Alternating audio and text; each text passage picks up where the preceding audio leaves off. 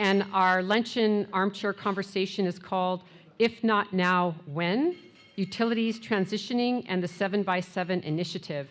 And it will be moderated by our wonderful Sally Ranney, who you know, and John Golden Dubois from the Western Resource Advocates, and also David Eves from Xcel Energy Colorado. We're really honored to have you here. Thank you very much. Thank you for those introductions. And this is going to be a very dynamic conversation because we have an amazing nonprofit advocacy group that has been working with a utility company, Xcel Energy, here in Colorado, and they together have made tremendous strides. And there's been a lot of talk about obviously coal plants being shut down, and is that market forces or is that the regulatory environment, or is it both?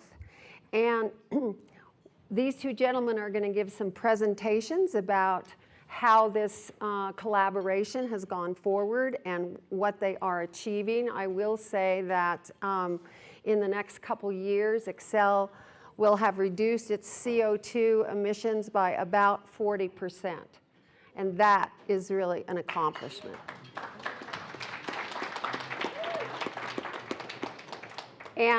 And Western Resource Advocates has been working really closely to help guide that process in a way that works for the Public Utilities Commission, for customers and ratepayers, and for the energy company. So our first presentation is John Golden Dubois from Western Resource Advocates. Thank you.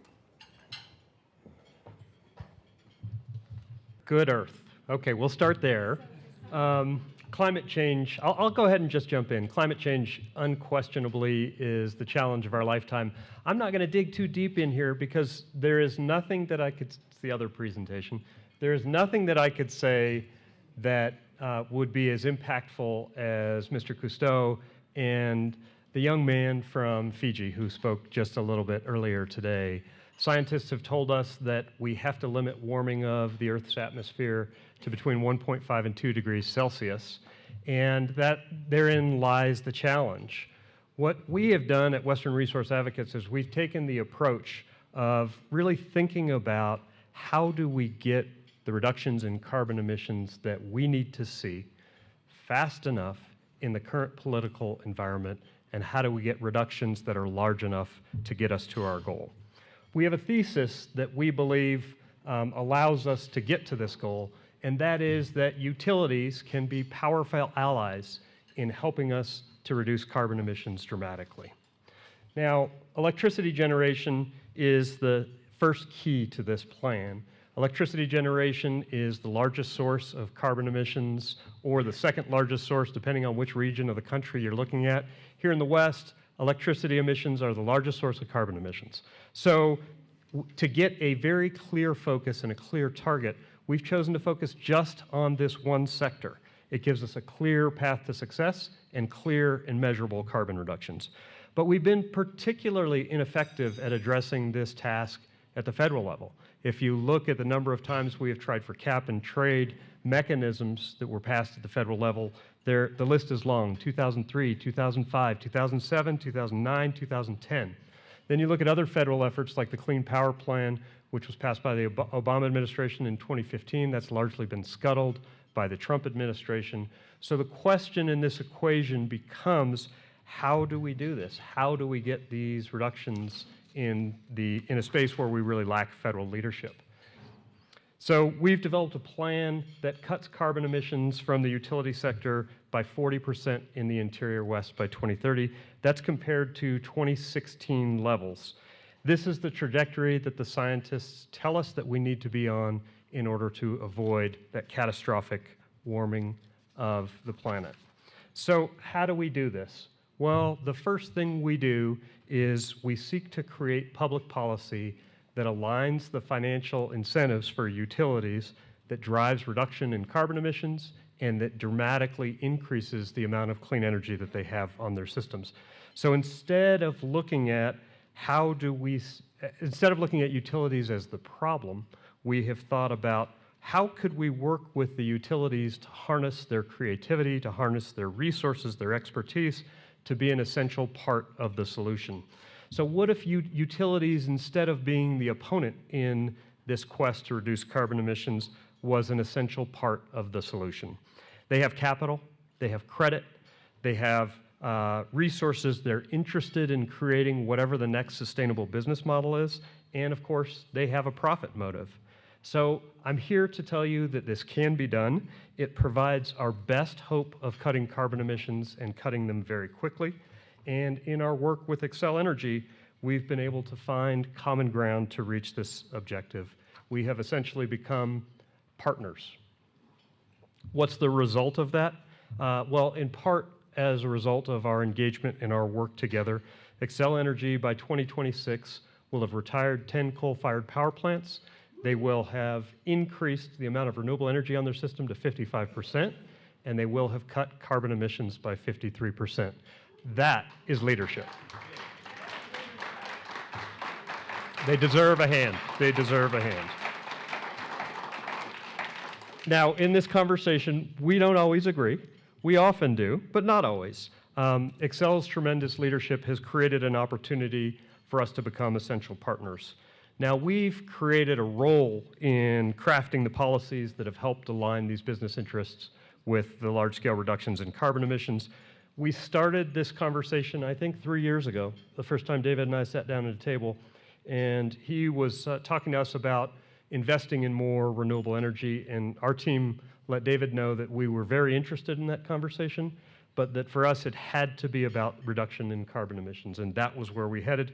We put this on the table from the very first conversation that this was where we wanted to go, and that we weren't out to destroy Xcel's business model in this effort. What we were really concerned about was cutting carbon emissions.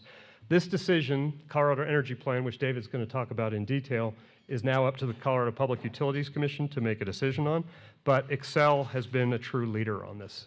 So how do we take this experience with one utility and apply it at scale across the region? Well, what we do is we look at these big 7 utilities. These 7 utilities on their own are responsible for 70% of the carbon emissions from the utility sector in the western United States. So they're also very powerful political actors. There is abundant sunshine and wind throughout this region that you're looking at. There's an aging coal plant fleet that is ripe for retirement, and there are opportunities for renewable energy that's generated in this area to feed other parts of the country.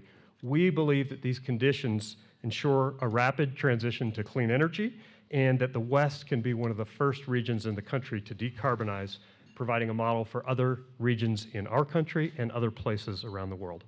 We have a very simple transformation plan.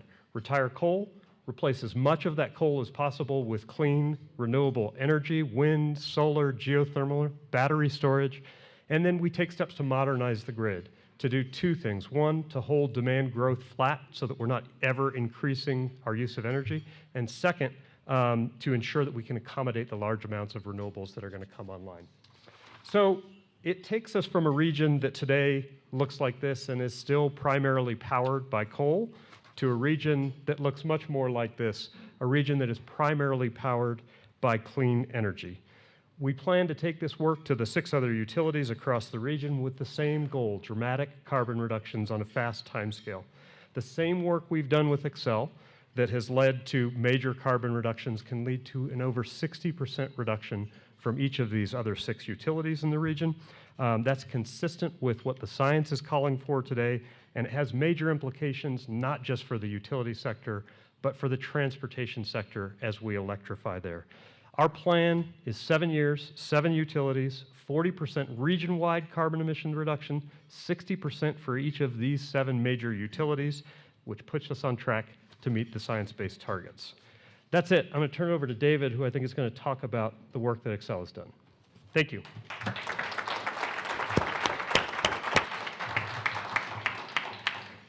Thank you, John, and thank you very much for the invitation to be here and to talk about the plan that we filed.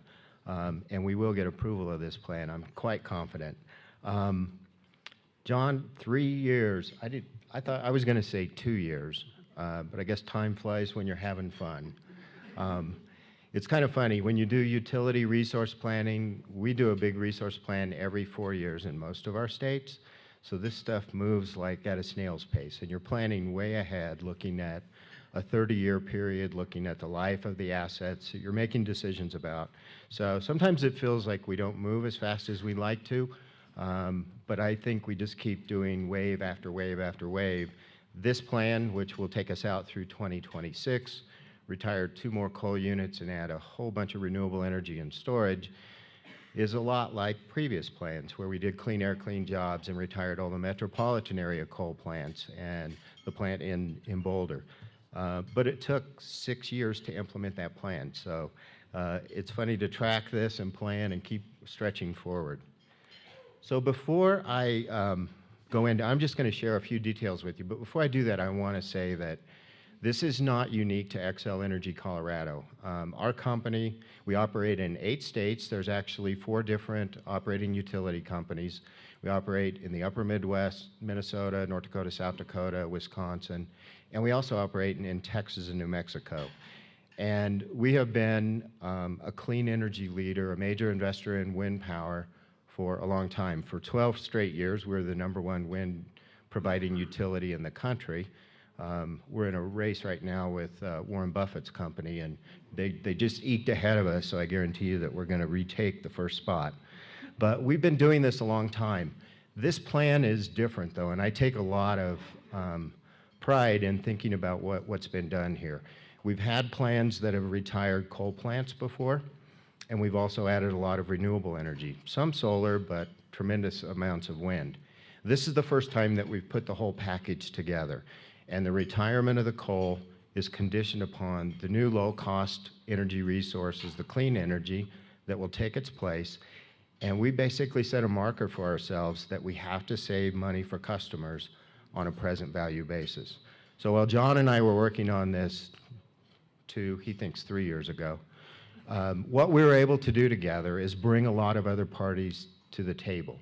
And we have large customers, we have consumer advocates, we have labor organizations, the unions, we have renewable energy organizations, people from all walks of life. So we ended up with 16 parties that signed an agreement that said we want to bring this forward and do a more aggressive resource plan. And it was about a week and a half ago that we filed this plan. I know it's a little bit hard to see the visuals. We will add, if approved, we will add 1,150 megawatts of additional wind power. 160 of that is a repowering of a project that was one of the first ones we added in Colorado. We'll add 700 megawatts of large-scale solar. We'll add 275 megawatts of large-scale energy storage. This was a bit of a surprise to see this come in this economic, but I'm very excited about being able to do this. To support the plan, there will be no new gas generation built. We will acquire gas turbines that currently exist, and basically they're flexible units that will complement the renewable energy resources very well. And we're going to cause the investment of between the one wind farm that we propose to own and the rest of these projects will cause $2.5 billion of investment to occur in 8 different counties in Colorado, Northeast Colorado, Southeast Colorado, the central part of the state. This is helping the economies of rural Colorado supply a clean energy for us in this state.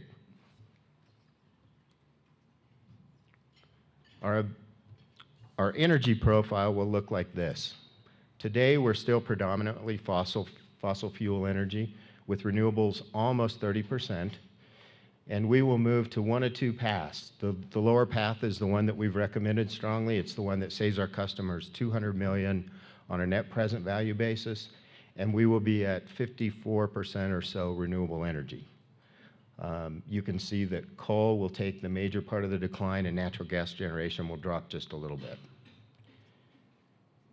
And this is what our renewable energy trajectory looks like for Xcel in Colorado and our CO2 reductions. on the left-hand chart. Yeah. And it's also important to note that we're eliminating other important harmful emissions. We're eliminating and reducing SO2 and NOx emissions. So with that, I'll say one other thing. We have to keep doing this, and I think the economics are coming to fruition where we can do this and save our customers money. Our residential customer bills in Colorado, while we've added all this renewable energy, have fallen by 9% in the last 4 years. And most people don't realize that. But we want to do this and keep our bills low, make sure that customers who can't afford a big energy bill can continue to have their needs met. So we're doing a lot of that through conservation, reducing use per customer, as well as cleaning up the emissions and investing in clean energy.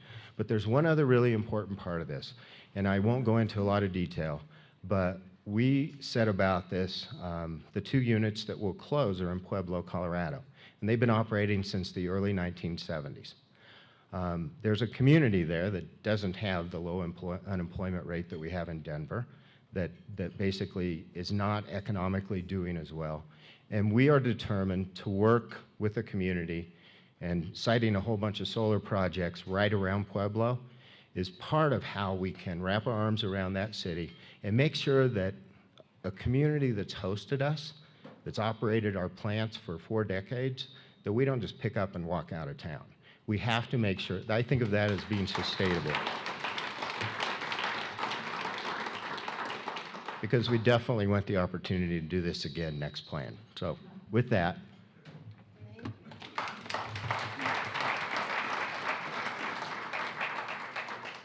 So I've got a couple basic questions about certain regulations or not getting regulations, how they have affected this process. And one is just very recently, FERC, the Federal Energy Regulatory Commission, was pursued by DOE to extend to struggling coal plants financial subsidies.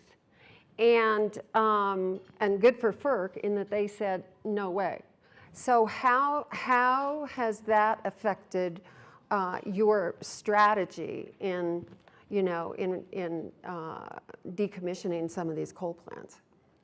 So, I'll go ahead and start. So that was an attempt that occurred early this year.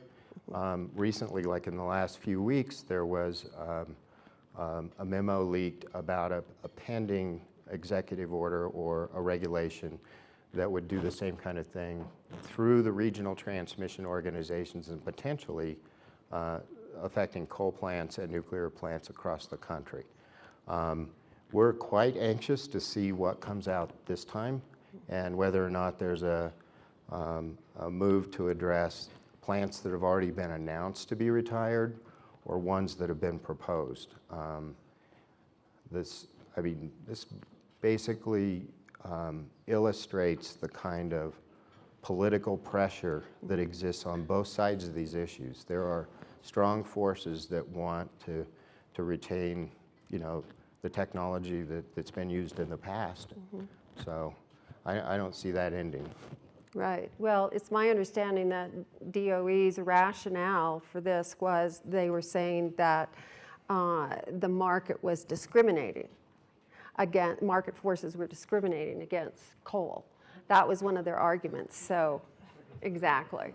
What do you have to say about that? Well, I would say more than anything, this illustrates the need for approaches that are non-federal approaches. If you look at the track record of what we've tried to do and the money that's been invested in federal approaches over the past 30 plus years, really, we don't have a lot to show for that with the exception of some great tax incentives for both wind and for solar.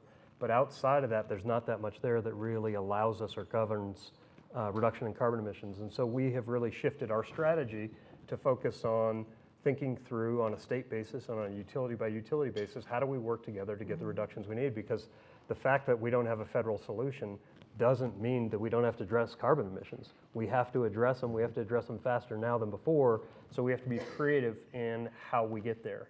And if the objective is to reduce carbon emissions as quickly as we can, we should have every partnership we can to get there. And I think that's partly how we've worked with Xcel. What, in these 5 states that you're targeting, do you have buy-in by all those utilities, those 7 utilities? I wish I could say yes on all of those fronts. We're at varying stages of involvement and engagement with some of the utilities. So as an example, in New Mexico, PNM is the leading utility there. We're working with them to reduce their carbon emissions. We've been successful in helping them to close a couple of major coal-fired power plants at San Juan.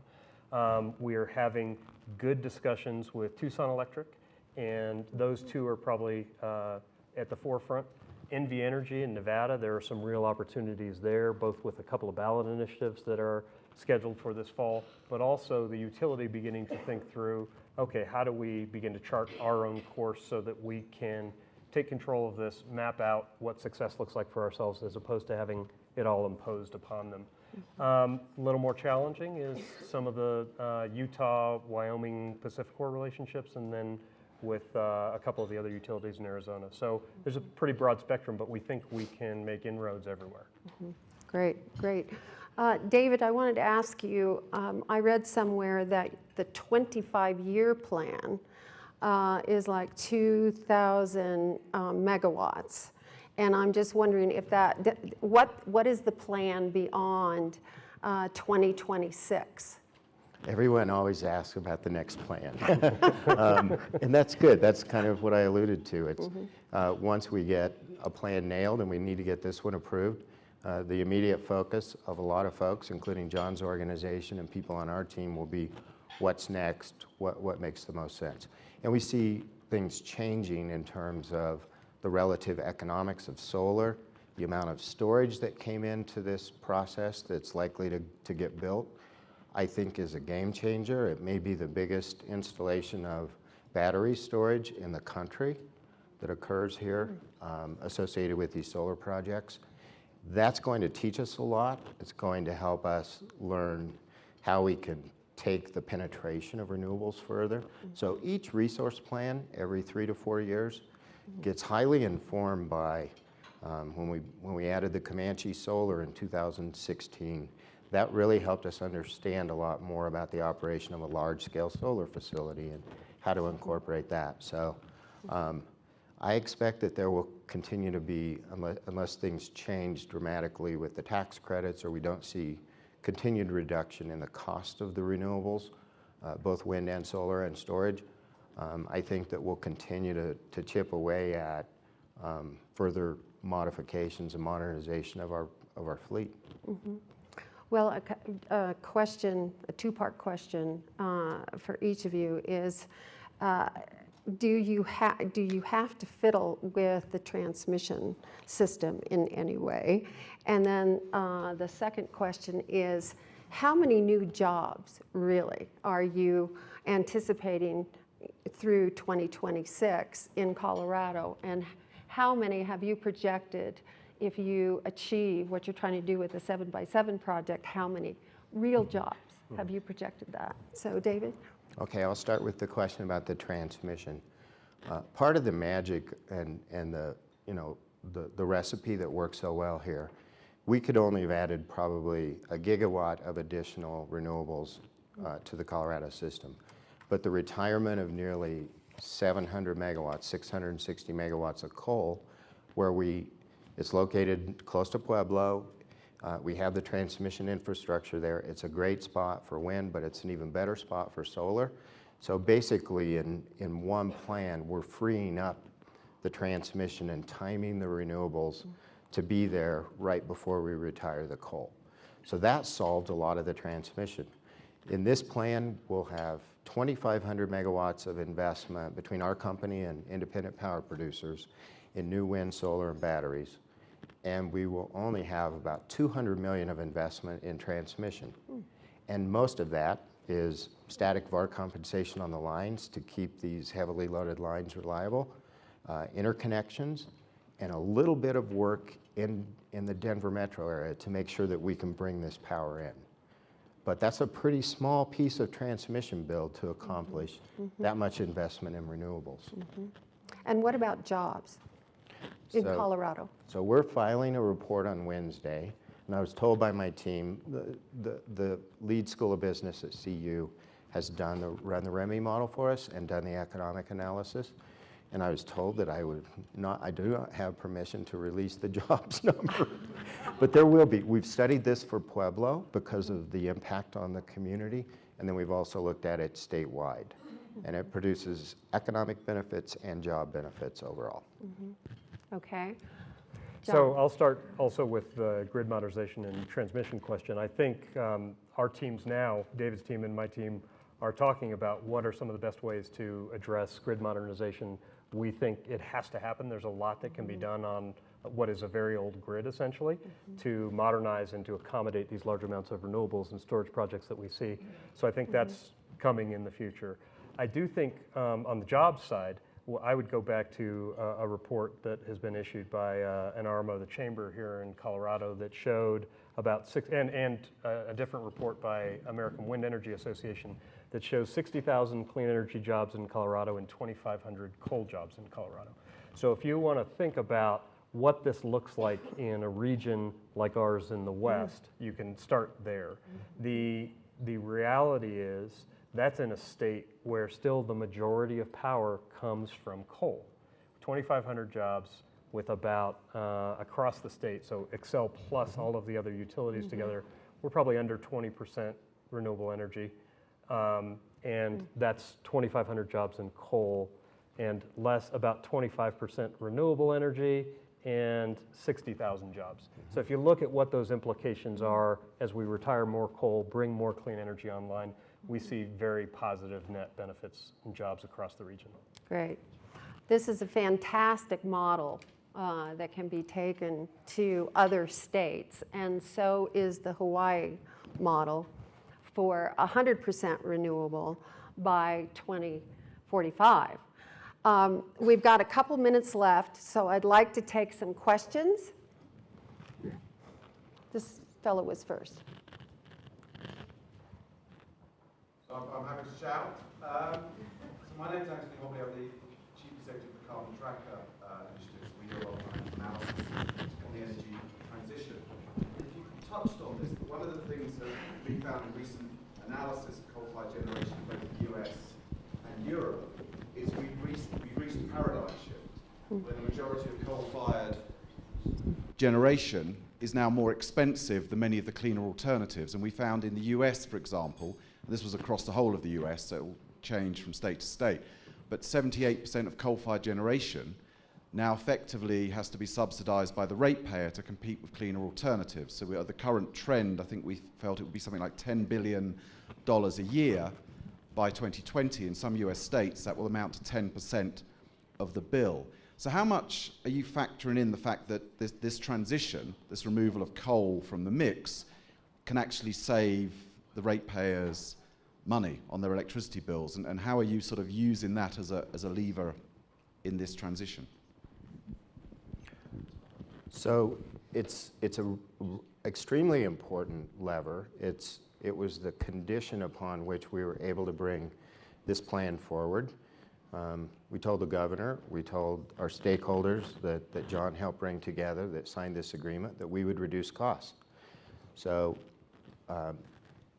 you know, there's no doubt wind and solar have come down in cost. The responses we received here in Colorado to the RFP made the trade press every time we had to make any announcement about it. It's highly recognized. But even then, it's very complicated. Coal may be more expensive than wind, but you can get coal generation to serve your customers when you need to. Wind is non-dispatchable, so pairing it with storage, improving our forecasting, and actually this is all evaluated in a pretty sophisticated model that looks at how all these resources interact together and how we take higher and higher penetrations of the non-dispatchable renewables. But the economics are extremely important. In your comments, you mentioned storage very briefly, said it was a pleasant surprise in your newest plan. Would you amplify on that briefly? Yeah, so our proposed plan will have 275 megawatts of storage associated with the solar. I think that'll be a record for our country. It's receiving the benefit of the production tax credit, or excuse me, the investment tax credits. So for the first 5 years, it has to operate by charging the batteries with solar. After that, we can charge it from the system. And we're out of time. I'm so sorry. I'm so sorry, Roger. We can't do it. That bell, I'm not gonna take any chances with that little bell. So please, please give these gentlemen a hand because they've done it. This is a solution.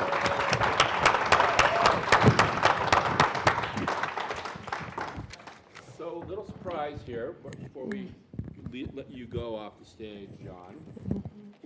The AREI Award Committee decided, due to your extraordinary leadership and work, that you are the recipient of the 2018 AREI Clean Leadership Award.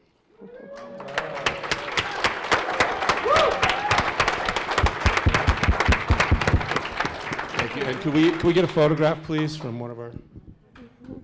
And maybe I'll tell you what. Yeah, you have Sally to. present that. You Wonderful. have to take Here's a- this off. we- Be very careful.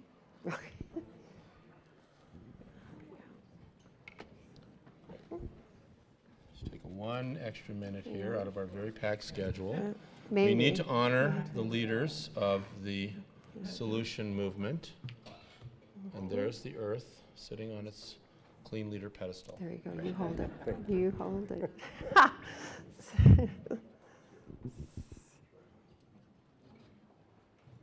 And we're going to check in with you, both of you, in 2026. Actually, next year, the year after, the year after, and the year after. Going to hold your feet to the fire. Absolutely. This No. would not be Yeah, possible without the work exactly. that Xcel. Yes, Not possible. absolutely true. David's getting one. It's just